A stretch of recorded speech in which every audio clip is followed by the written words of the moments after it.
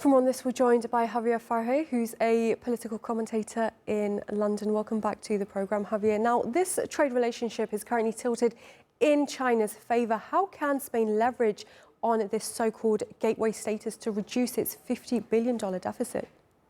Well, this trading deficit, reflects the trading deficit between the European Union and China, which has increased by 15% in the last year.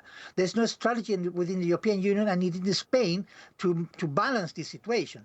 On the other hand, even though there is this trading deficit, Spain needs the partnership with China, especially in view of the threats issued by Donald Trump against Spain to cut out trading links because of Spain's decision not to support the war in Iran. So it's very, but on the other hand, one of the reasons as well, the other reason as well for the visit is to encourage China to get involved in more negotiations and more trying to help solve the problem between Iran and the rest of the world, because that's affecting all the economies. One of the things that Pedro Sanchez wants to do, and he said that in 2024 at the end of one of his visits, is that we see the European Union sees China as a rival instead of a partner.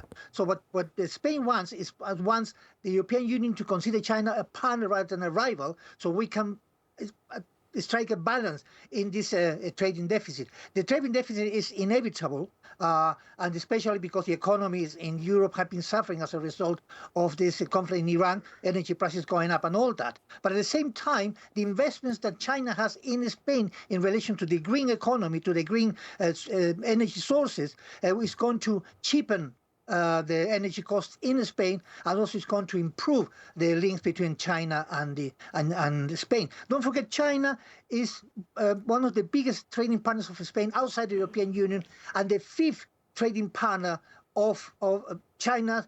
Spain is the fifth trading partner of China within the European Union. So any trading deficit which affects Spain is part of the whole context of the trading deficit between the European Union and China. So that's what that's what Sanchez wants. He wants to readdress the issue, to consider China a partner, to readdress this deficit and reduce it, because it's gone up by 15% in the year 2025, and we don't really know how bad it's going to be this year. So that's one of the reasons why. But also, this is a geopolitical strategy here. All the international conflicts that we see, Ukraine and Russia, Iran, Middle East, is affecting the economies of the European Union and indeed the world.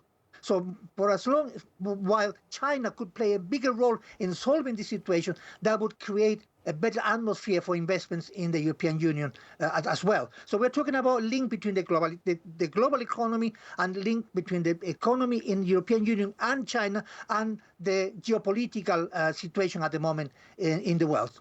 So how is Madrid's growing tilt toward Beijing threatening its ties with Washington? Well, one of the reasons is that for as long as the threat continues, its threats, Trump continues threatening Spain to cut trading links, Spain needs China. But also China needs Spain as a bridge between the European Union and Beijing. So the way they are going to do this is they are going to increase the investments in the green energy in Spain, which is going to make energy costs cheaper than before and cleaner as well. At the same time, Pedro Sanchez has said that China has to open up to Europe instead of allowing Europe to close its door, quote unquote, of the speech he gave today in a university in China. So one of the reasons is that to increase investment in green energy in Spain, but at the same time to try to find some kind of balance in this deficit. It's a trading deficit between Spain and China, and between China and the European Union. That's the strategy now.